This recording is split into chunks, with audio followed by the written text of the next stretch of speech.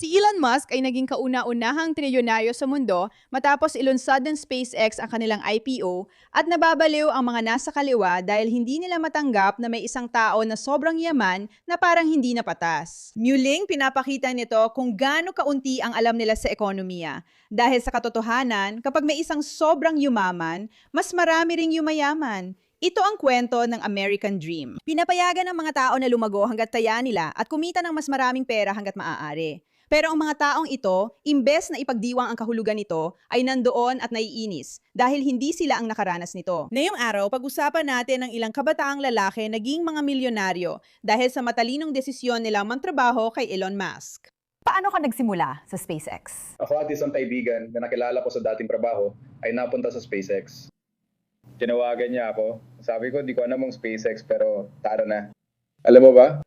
Sige, anong kwento ng lalaking ito? Nagtrabaho siya sa SpaceX ng 10 taon lumipat mula US papuntang Mexico noong 2015 at kumontrata sa pagwe-welding ng gulong sa SpaceX na $28 kada oras. Ngayon, isa na siyang supervisor. May 10,000 siyang stocks at binawasan pa ang sahod niya para makadagdag.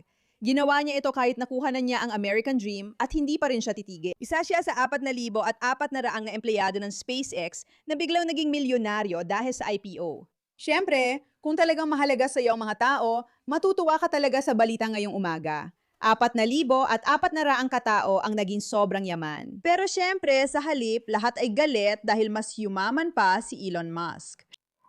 Ayon kay Hernandez, 10 taon siya nagtrabaho roon, naging supervisor at may 6,000 at 500 shares pa rin siya ng SpaceX. Magkano pwede mong kitain sa IPO na ito? Sa tingin ko, abot yun sa mga 180,000. Mero 800 at 80,000. Oh, bilang imigrante, tinuruan ako magsikap at ibigay ang lahat sa ginagawa ko. Sa SpaceX, nakikita mo ang liwanag sa dulo ng lagusan. Sa tingin mo ba natupad mo na ang American Dream? Oh, ibig ko sabihin pero wala namang dahilan para tumigil. Ayan na, ang American Dream ay para sa mga sumali sa isang bagay at naging matagumpay dahil sa tamang desisyon. Pero pakiramdam ng mga liberal na karapatan nila ang pera ni Elon Musk. Hindi ko maintindihan. Ako rin, Kat, wala namang saysay. At talagang iniisip nila na karapatan nila ang pera niya. Hindi ka panipaniwala kung gaano sila kagalit ngayon. Sobrang nakakabaliw kung gaano sila kagalit sa katotohanang sobrang matagumpay ni Elon Musk at ang dami niya nagagawa para sa lipunan natin. Nag-imbento ng autonomous na mga sasakyan at ngayon pati sa kalawakan at kung ano-ano pa. Dinala niya ang X, dinala niya ang Twitter. Siyan dahilan kung bakit meron pa rin tayong kalayaan sa pagpapahayag at nalalaman natin ang maraming nangyayari. Ito ay isang tao na talagang ginagamit ang kanyang pera para sa kabutihan. Saludo ako sa transgender niyang anak na si Vivian dahil sa kanya napantanto niyang gawing misyon habang buhay ang labanan ang woke right virus. Maisip mo ba kung si Elon Musk ay nasa kabilang panig? Kung kakampi siya ng mga baliw na kaliwa na hindi naman niya gagawin dahil alam niyang kapag kumampi ka sa mga kaliwa, hindi ka talaga magiging matagumpay, maliban na lang kung ikaw ay magnanakaw. Kaya naman dala ko sa inyo ang kamanghamanghang balitang ito. Kumita si Elon Musk ng $1 trilyong. Nagwala ang mga kaliwa. Ninanakaw ng gobyerno ang kalahati ng sahod mo bawat taon at masaya pa ang mga kaliwa. Hindi ito pinag-uusapan ng mga kaliwa na para sa akin ay kabaliwan. Andiyan ang lahat ng mga taong gumagawa ng masasamang bagay para sa Amerika.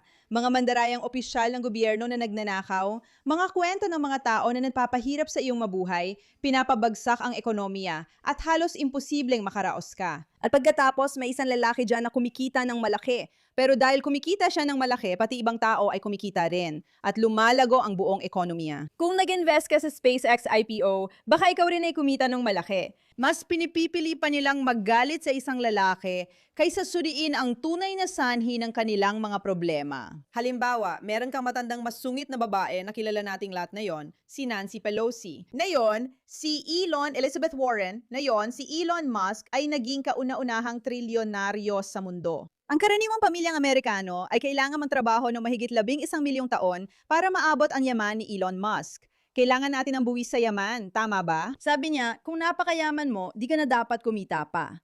Pero ito ang nakakatawang bagay tungkol sa kahangahangang babaeng ito. Sabi ni Nick Slaughter, "Hey Pocahontas, mahigit 1 taon na mula nang itanong ko ito, pero hindi mo pa rin sinasabi kung paano ka nagkaroon ng 12 yaman sa sahod ng $176,000, hindi tugma ang matematika." Gusto ko lang sagutin ang tanong mo. Paano ka nagkaroon ng 12 milyon kung 200,000 lang ang sahod mo bilang kongresista? Salamat. Paano mo nagawa yon? Pwede mo pa rin subukang harangan ang camera ko. Nasa pampublikong bangketa tayo. Pasensya na sa pagtawag ko sa kanya ng Nancy, kung ano man, Pelosi. Ang pangalan niya ay Elizabeth Warren. Alam niyo siguro yon at alam ko rin yon. At hindi ko alam kung bakit ko nagawa ang pagkakamaling yon. Pero heto ang nakakatuwang bagay, di ba? Lumabas si Elizabeth Warren at sinabi, nakakadiri ito. Yung lalaking ito, milyonaryo na. Paano naging trilyonaryo? Nakakasuka, bla bla. Napansin din ito ng mga tao online. Nagbabalikan sila at tanong, Elizabeth, ano ba nagawa mo? Isa kang milyonarya, pero ilang milyonaryo na bang natulungan mo? Si Elon Musk, libo-libong tao na ang naging milyonaryo dahil sa kanya. Libo-libo ang yumaman dahil sa talino nila sa negosyo. Samantalang ikaw, wala kang nagawang ganon. Parang puro ka lang pagnanakaw at kuha ng kuha. Tandaan, si Elon Musk ay karapat-dapat dito dahil pinatunayan niyang hindi lang perang focus niya, kundi pagpapabuti rin ng mundo. Kaya meron kang isang trilyonaryo, isang tao na nagtrabaho sa pagbuo ng mga negosyo na nagpayaman sa libu-libong tao at nagpaganda ng buhay ng libu-libong tao. Kung nakapag-drive ka ng Tesla, alam mo ito, simula pa lang ito. Binili niya ang X at inirigtas ang malayang pananalita online. At napatunayan niya na isa siyang tao na talagang hindi naman talaga mahalaga sa kanyang pera. Na syempre, nakakatawa dahil isa siyang trilyonaryo. Di ako makapaniwala, dami palang naiinis na may mas mayaman sa kanila. Syempre, dapat mainggit ka nga doon. Kung naiinggit ka, subukan mong maging kasing dami ng nagawang kabutihan sa mundo gaya ni Elon Musk. Hindi rin ako sang-ayon sa lahat ng ginagawa niya. Hindi na kailangan pag-usapan ng politika, pero marami talagang nagawa ang taong ito. Patunay rin kung gaano siya hindi gahaman sa pera. Umasa ka na lang, huwag ipagsigawan. Ayaw mo bang ipagsigawan nila? Hindi. Anong ibig mong sabihin? Kung may magtatangkang i-blackmail ako gamit ang advertising, i-blackmail ako gamit ang pera, magpakamatay ka na lang. Pero, magpakamatay ka na lang. Malinaw ba yon? Kaya, para sa mga hindi nakakaalam ng kwento, ito ang araw na sinabi ni Elon Musk sa mga ex-advertisers na mapakamatay na lang kayo. Siya noon ay may halagang $220 billion. $220 billion na napakalaking pera. Pero ngayon, siya ay may halagang 1.1 trilyon. May mga advertisers sa X na nagsabing hindi sila sang-ayon sa mga patakaran ni Elon Musk, kaya hindi sila mag-advertise. Prangkang sagot niya, bahala kayo, hindi niyo ako kayang i-blackmail. Isa akong bilyonaryo, wala akong pakialam sa pera niyo. Kung ayaw niyong mag-advertise, hahanap kami ng ibang paraan. Sana nga.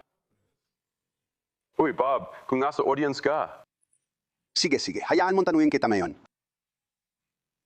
ganoon ang nararamdaman ko. Huwag mong ipagsabi. Ano sa tingin mo ang tungkol sa ekonomiya? Umasa ka. Kaya yung lalaking nag-i-interview sa kanya ay talagang nagulat dahil kakaiba ang taong ito. Hindi siya umaasta tulad ng ibang tao. Ibang pananaw niya sa mga nangyayari at sang-ayon ako.